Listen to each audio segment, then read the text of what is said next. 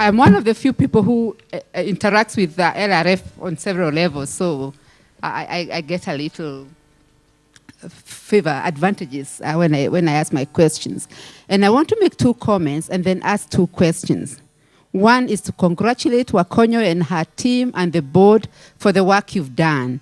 And listening to the stories of Janet, Claire, and Karaoke, I keep asking the question I ask you, Wakonyo, until I irritate you: where are these documentation of these stories? We need to reduce them to writing. We need to reduce them to video clips. We need to reduce them to tapes for posterity, for us, and to be kind of patenting our work.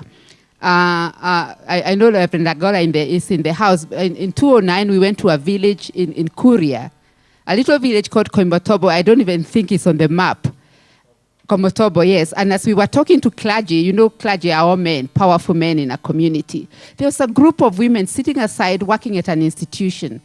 And naturally, I got interested and I started talking to them. And they were talking about FGM and peace building and very, very articulate. And then I asked, and how did you learn about all this? They said, we are paralegals from Legal Resources Foundation, a place that's not even on the Kenyan map. So Wakonyo, that's a challenge for you and your team. We went to the Kuria East DC's office. His senior officers, the DO, the chiefs are all alumni of LRF. And that's something we must capture. And well done. I must say we really must congratulate you. And this is no mean feat. Listening to David Wachira, as he talked, he lamented something about staff turnover. I know it's hurting when you train people, invest a lot of money in them, and then they go away. But perhaps, Wakonyo, you could borrow the kingdom principle of the vineyard, that this is LRF investing in this nation. And when you go to East African Human Rights Defender's Office, when you go to East African Court of Justice, when you go to Arusha East African Community and find LRF former staff there, I mean, for me, it's so gratifying to know that this is what you've done, and you've been able to replicate yourselves and the values of LRF into the nation, into the region, and into the wider continent. And now my question. When you talked about people participation, really, you just catch my heart, because that's the core of justice, having people participate in their lives, in their systems. And one thing you said is that prisoners have been able to vet the judges and magistrates. We now have a scorecard. It may be a little technical, but I'm hoping that as communities you'll be able to use this scorecard. But does LRF have a monitoring tool? If you say prisoners made 28 presentations, were these presentations taken on board? Was anything done about them? Were they trashed? If they were trashed, why were they? If this scorecard is going to be, and I can see you're consulting with your board member, and if this scorecard is going to be used, how are you going to monitor that it's actually being used and if it's making any impact? And then finally, Wakonyo, and I want you to listen to this, you and Wanjiku, because you take charge. Communities are your greatest assets. And we know your work is with communities. But again, we must remember that justice is blind. And together with positives of our community, we must also look at the ugly side. And we are getting concerned, especially those of us who are now senior citizens, about the proliferation of militia groups in this country. What engagement, if any, can LRF do with these groups, wherever they are, whoever they are? And I think that's it for me. But I'm not going to leave you without saying again that we must capture these stories. And you have amongst your friends talent that you can use now when it's still available. Thank you. I think I've had this discussion with Jedida, is the basket funding from donors, that maybe one of the reasons people are not getting too much money is because the basket funds have money, but they're also giving to so many organizations. I don't know whether that is good or bad, so that people end up getting less than what they used to get before. I think one of the challenges probably for LRF, and this is just a suggestion, would be to graduate would be to graduate from, I don't know how to put this one without sounding so, you've been in operation since 93. There are some things you do very well, your core competence, the paralegal work, the support to communities and all that. But there's a time people grow up as in how you are growing up to Haki. That is growing up to Haki Institute, because then ni kama fundi, ule alikuwa tu fundi wa kushonea watu, then you graduate to distributing uzi ya kushona to smaller fundis. You see what I'm saying? Yeah, you started as a fundi yourself, small fundi, unashonea watu viraka hapa na pale, nguo moja mbili, then one day you start distributing zips, vifungo, materials, so that all small fundis are coming to you. And why I'm saying this is because your name is the Legal Resources Foundation.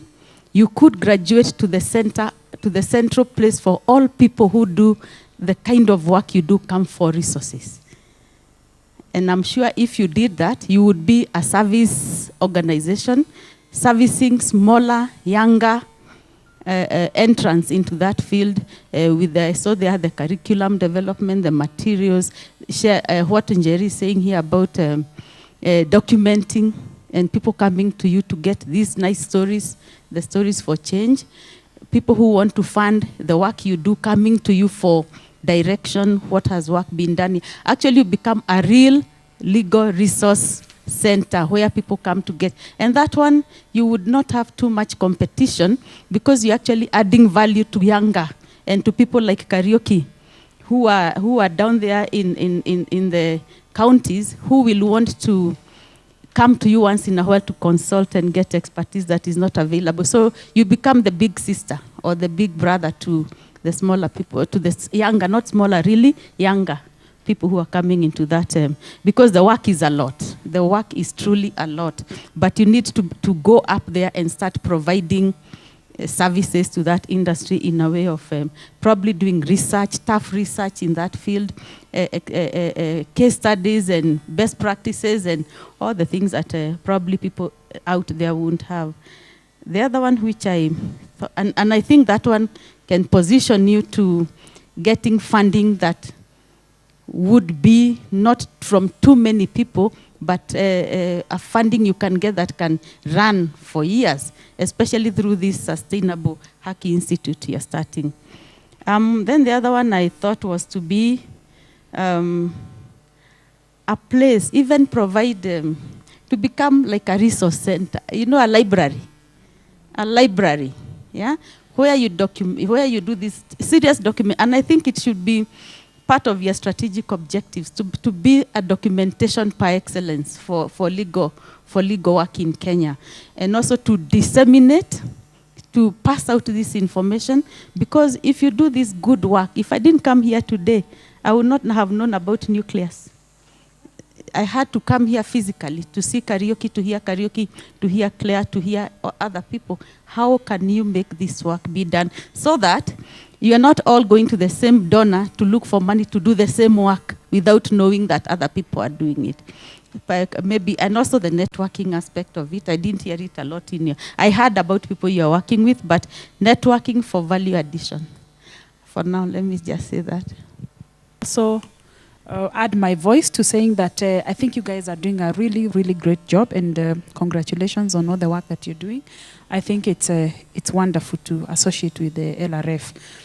I would like to also applaud the work of the vetting scorecard. I think the history of this vetting scorecard was in our boardroom. We just sat in our boardroom one day and we asked ourselves, with all this vetting that is going on with the judges, why can't we also vet our MPs? And among the partners that we were discussing with, LRF took the challenge and they said, we will develop. So congratulations on that, and we are very proud of you.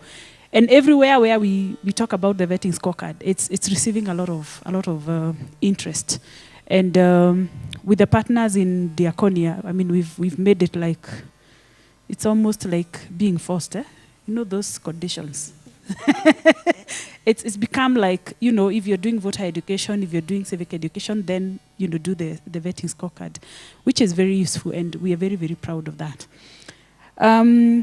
I think I'll still echo the issue of documentation, and again, to my popular question, so what that you have 889 paralegals? I mean, beyond those numbers, again, just if we had not listened to Claire, 889 just remains a number. So therefore, the issue is to begin to, yes, 889, but what stories are we telling that are coming out of these 889? And I think that is where the power is. If you had not listened to Claire, then you just see a paralegal and you're like, okay, yeah, it's a paralegal, so they've done it. So I think LRF needs to get into the work of telling the story, not just in the round table sessions, but I don't know whether you will have to get some communication expert somewhere to help you, put together all these things, because they are great things, they are beautiful things that can also sell you, and then can also tell how you're doing the work. David, with the finances, I know there is a lot of plea for people to add money. But I mean, I can tell you, the global trends is that really money is going down. And I can tell you, it's going to go even more down. I mean, we do not see increases in funding, especially from probably where we sit, significantly, because donors are also shifting their mindset.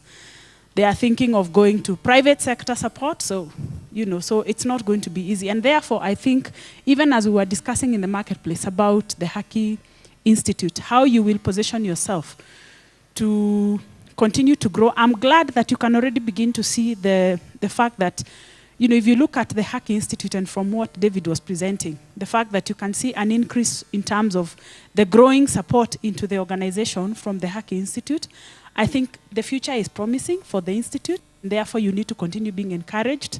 But again, as I was sharing with Jedida, the thinking of how do you register these Haki Institutes so that you still are able to get support for it, and you're still able to, take advantage of being able to continue pumping into the LRF work.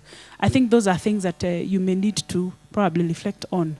As I said, and as I say to Jedida, I'm very much willing, as Diaconia, to support the strategic plan for the Haki Foundation so that you can see where your growth is ended. Thank you very much. Okay, you may continue. You may continue. Yeah, my name's Noam Webanda from GSU. I'll take you on the penal reforms. And when we are looking at penal reforms, in fact, we have to consider the entire criminal justice system, and that is the police. The police where reports or complaints are made, and then, of course, the due process of law starts from there, and then it moves on to the courts, where at the courts, these offenders are tried to prove their innocence or otherwise. And if they are committed, then they are sent to corrections institutions. Those are prisons, postal homes, for treatment, punishment, or rehabilitation. Then, after having served their term at the prisons, they are released either by way of, after having completed their service, by way of probation, by way of parole, or through presidential pardon. Now they come back to society. So my question is, how is LRF handling the issue of victimization within the society? Because when we're talking about victimization, it has to do with the victims and offenders. Victims are not well prepared to receive their offenders back to society. There is no or lack of acceptance back to this society. In essence, they think that the prisons have done very little to correct these offenders. In effect, therefore, there are high chances of recidivism, or if you like, reoffending, which comes, about by way of maybe mob injustice, just because the society now feels that they've been let down by the prisons, and therefore they have no confidence in the criminal justice system. Now, how do you handle this victimization at societal level? Thank you. Thank you very much. Yes, thank you, Wanjiko and Jerry, for asking the question. our work around people's participation in the community and the use of the scorecard, we have emphasized a lot on the monitoring and evaluation in respect to conducting activities that are results-based. And one of the intention of the scorecard is to ensure that communities come to a social contract with the leader. And we've suggested that they can get into the development of manifestos or service charters, upon which we have a tool we call the accountability checklist, which we conduct data collection in the course of the project to determine whether these manifestos, the provisions, the agreements reached with the leader are actually being fulfilled.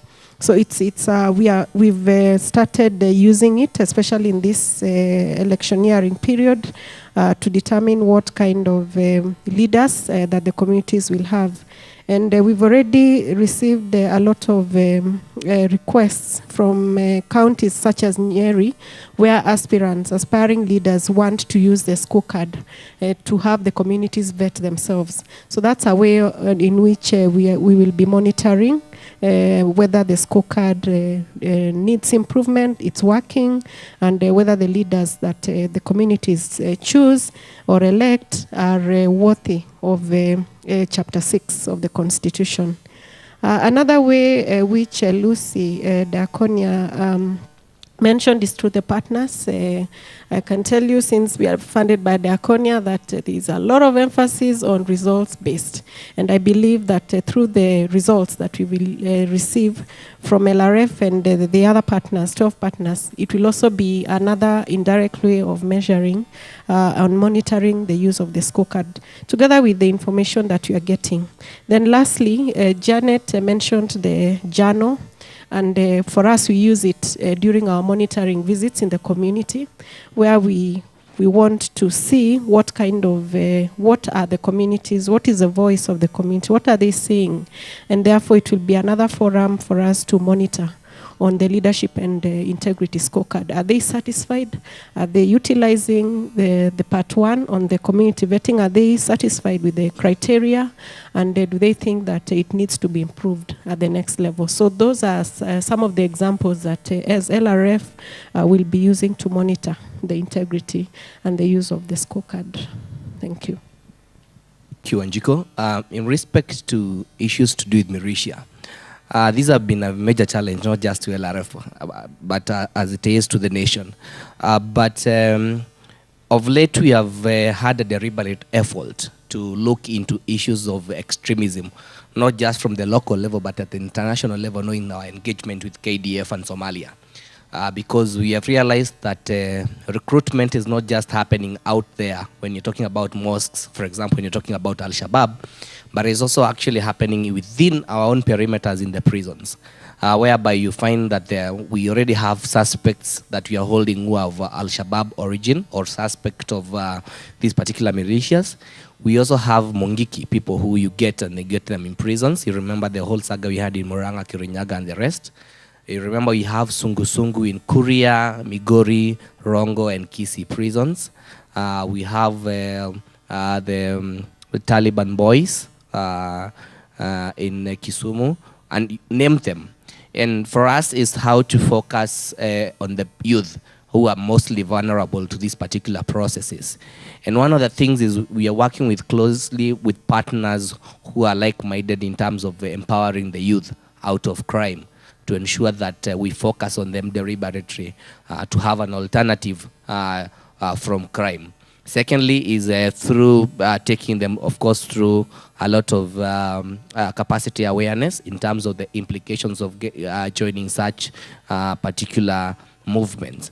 And the sorry status of this is that it's not just the youth in the system that are getting in this particular organized crime, but some of us even who are working within these particular systems are actually getting inducted into it. And this is a real challenge that we have in the society, that we must have a triangulative effort to ensure that we are able to get out of it. It's going to take some time, but I think we have started looking at it and not giving it a blind eye as it has been before.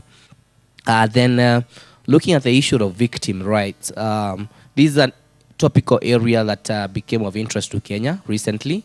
Currently, we're actually working with the probation department to come up with a victims law and other partner to ensure that we have victim protection in this particular country, to ensure that the victims of crimes are protected. Secondly, around the victims, we are looking at having outreach programs, and this I'm responding to in respect to the whole aspect of recidivism or fall back to crime. And we started a pilot in Embu prison, working with the provincial administration, the officer in charge in Embu, and the various partners there. And what we came up was what we are calling reintegration committees, whereby the provincial administration takes lead together with the prisons to prepare the local community that a prisoner X by the name Lenson is supposed to be coming back to the society in a month's time. And they're using the chiefs, barazas, the churches, and the rest to prepare the community that, yes, Lenson was in prison. Yes, Lenson may have killed. Yes, Lenson may have taken the cow, but he's a changed person. And of course, probably when he learned a skill, the reintegration committee makes aware the community that actually Lenson is having a skill. He is now a mason, or he has got training in horticultural production and the rest. So the community ceases to see Lenson as an ex-convict, but as a person who is resourceful. Closely to that, you're also working with a partner by the name Rodi. Rodi is a short form of Resources-Oriented Development Initiative, who have a project which is about also reintegration, and is about their concept is about appeasing the society. Remember, the society here was aggrieved by Lenson. So what they are going to do is, if, for example, Lenson comes from Nyeri where the milk is there, they will teach Lenson a skill on adding value to milk. About, say, for example, milk can make yogurt, cheese, and the rest. So when Lenson is coming out of the prison, he comes out as a teacher. In Machakos, what they're doing, they're teaching ex-convict in issues to do with making interlocking bricks out of soil. So when Lenson comes out, he comes out not as an ex-convict, but a person who can actually teach the society or his neighbors how to make bricks for better housing. You realize now the whole issue of victimization of this particular ex-offender is no longer there. That makes the offender feel appreciated in the community, and he doesn't fall back to crime. Thank you. Thank you, Lenson. I will ask Jadida to respond to Jerry and Lucy. The issue of documentation has been an issue with us for quite a while. Indeed, when we developed the current strategic plan in 2008, that is one of the things that came up, that we have an avalanche of information. We have a lot of information institutionally. We have a lot of information in our minds. We have a lot of information that is exiting with staff or even board members who leave. And therefore, it was noted that there was a need to document the same. We have started that long process. One, we now have a deliberate monitoring system and have a monitoring manual to begin tracking our results. We have begun doing quarter reports to begin that. But the next stage is really documenting it to the level where we can share it and analyze it and use it for sharing in terms of best practices and the like. That is an issue that is still of challenge to us and also of concern to us. And we do hope before we complete this strategy, that will be something of the past that we can be able even to celebrate next year with, when we'll be celebrating our 20 years. One of the things that we have done, we've not entirely lost most of the information. A lot of the research work that you see, including like the sentencing policy that you've received, you'll find that a lot of the raw material is based from the work that we do. But we do acknowledge there is need for us to go to the next level. In respect to the Haki, yes. Really, as David said during the finance presentation, Haki is our future, and we are sure we'll be able to develop it with your support in making it a sustainability wing, not only in terms of financial sustainability, but also in many of the things that we even advocate for. programmatically. And therefore, we still rely on you in terms of wisdom and learning. And I believe it is true we can learn more even from Kariuki, who has practically taken some of those lessons home in Bungoma. Thank you. Thank you, Thank you once again. My name is Amunywa from Probation Department. And my comments will be like areas of opportunities for LRF and probably some suggestions. I would like to say from the onset that we've been having a very good working relationship with the organization, I think for the last 10 or so years, more than 10 years, in the area of access to justice, administration of justice program.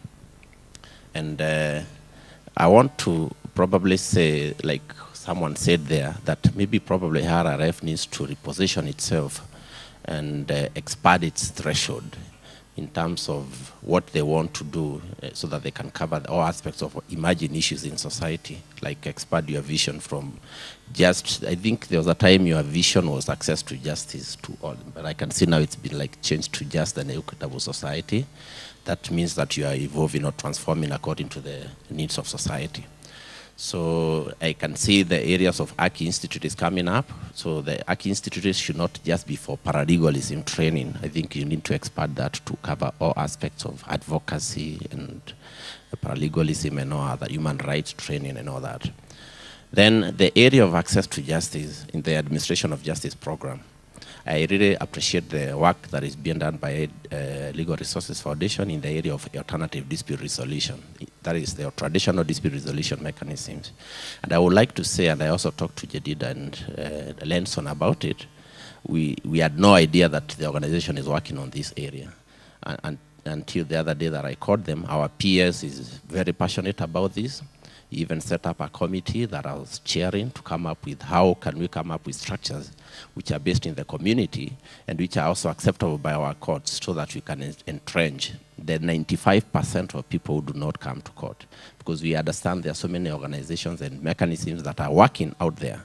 But the idea is that now they have been like disbanded, or if they have to do those traditional dispute resolutions, they have to go through the provincial administration. But what we need is, I don't know whether it is rules or regulations or structures or policy or legal framework to support that.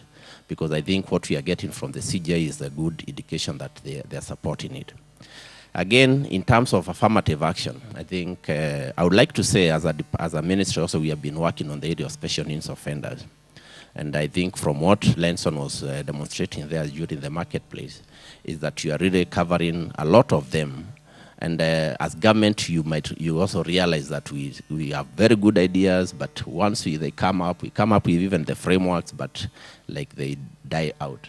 So as the organization that has got the advantage of advocacy, probably would like you to take over from all the recommendations that were even made during that particular conference. We had a Special Needs Offenders International Conference last year, and I think Legal Resources Foundation was ably represented by the Executive Director. And then, of course, affirmative action. I think you need to come up with that for children with conflict with the law, as well as the youth in conflict with the law. And this is actually entrenched in the Constitution. Because why we are saying this, we know there are so many community NGOs that are working in this area, but we are seeing a lot of, especially outcomes and outputs in terms of what they are doing, in terms of helping those children who are in conflict with the law. And I can attest to the fact that we are not seeing a lot. So it will not really matter so much even if you replicate what others are doing.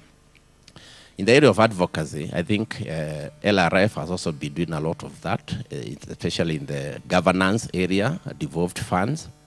And I think I saw something about LATIF, but I've not seen anything about the CDF. It's a bit sensitive because I was talking to a board member of CDF and he said the only disadvantage they have is that it's entrenched in Parliament. It's a committee of Parliament. So some of the information that they might want to release to the press of the public is a bit sieved or guarded. Because once you release the results of performing CDFs, then it will be like you are sending about 80% of the MPs home. So they are guarding that information so much that it does not come out. So I was asking, how can you go to court, even invoke Article 35, access to information, and say the public has a right to know? We're in an election year in mood now. We are going to an election year next year probably, or this year. So the public needs to know who have been performing and who have been making noise about all this. The other area probably I might take some little time because I think I know so much about what LRF can do. And there's this, in terms of opportunities, I'm asking them to also to play a bigger role in the administration of justice, like National Council for Administration of Justice and the court users committees.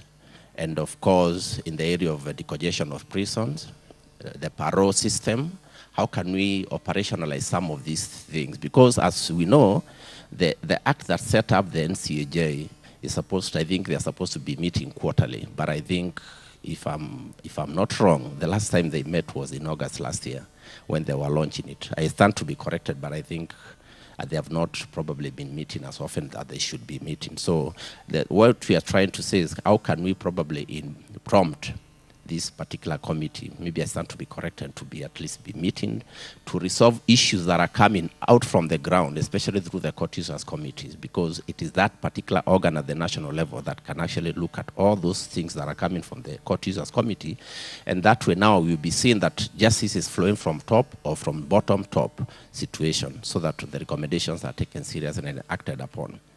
And one of your themes today, or objectives today, is to create sustainable partnerships, if I'm not wrong. But I also stand to be corrected because we have been in a relationship or working partnership with LRF, but up to date we don't have an MOU. I also don't know whether you have an MOU with Prisons Department or even the judiciary. So I think for you to create or to focus more on people and institutions, I think it's important also to develop kind of a generic MOU, so that organizations that wants to partner with you can also probably borrow. At least we are trying to talk about sustainability here. Maybe to add a bit on the area of access, legal aid. I think so many organizations have been focusing on offenders and not the offended. And that's why my friend here talked about victims of offenses. And that's why also Lenson talked about us developing a bill on victims of offenses, which I think is at the stage of either stakeholder consultation. I have no idea, but we forward it to the relevant authorities. But what we are trying to see is that so many NGOs, I don't know whether it's for purposes of funding, they really work so much on offenders and forget that the offended also need to be given some legal aid, you know. And that's why reintegration also becomes, and reintegration and acceptance becomes a big challenge. If the offenders, the victims, that is the primary and the secondary victims, are not involved in the whole process. So thank you so much, and I think that's what I had to. Thank you very much. But I would like to urge you to train more prison officers on paralegalism so that they may be able to supplement the civilian paralegals. Thank you. Thank you very much, Munywa, for understanding us so well and appreciating our potential. And we'll take in a number of the suggestions that you have. I think one challenge we have as LRF is, like on the whole area of special needs, is appreciating that the other people doing it probably is how to develop some collaborative methodology with those people who are already doing it, particularly on areas that they are not really focusing on. I would just want to comment on the traditional dispute resolution mechanism systems.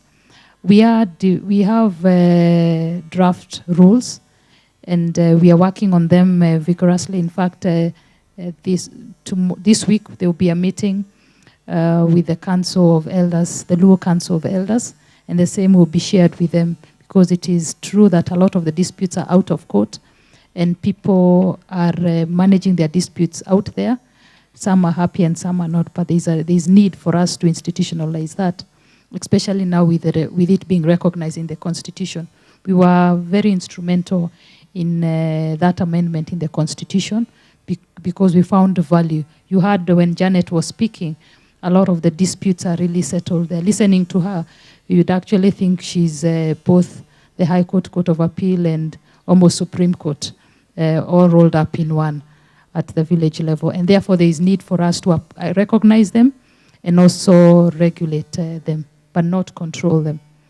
I'm very inspired by the issue of CDF. Yes, we focused on LRF, who pocketed my money. The research here is there, but we've not focused on CDF. Our thinking was that LRF was even more strange to people than CDF. But the whole issue you brought in is actually a vetting issue in terms of public information and how can we use public interest litigation to have this CDF information out and people can be able to use it objectively for the vetting process. I think that's an idea we can work with and see how the court deals with that. In terms of the MOU, yes, we've really relied a lot on a lot of goodwill with various institutions. For the longest time possible, most of the state institutions have been very shy to go the memorandum way, other than probation has really been pushing us on that element, and it's something that we need to tie up. But it's increasingly becoming almost possible to have MOUs. If you ask the prison where our MOU is since 2003, they will look and look and look, and we will also look, but there is an MOU somewhere. I'm not sure whether it is in the commissioner's statement when he said the prisons are over. I'm not sure whether it is in the prisons file. I'm not sure, but we have a working MOU, but nothing that we can really show on paper. And I think this is the next frontier of us. I think this is what Wanjiku was saying we need to grow up into and become that kind of a resource institution.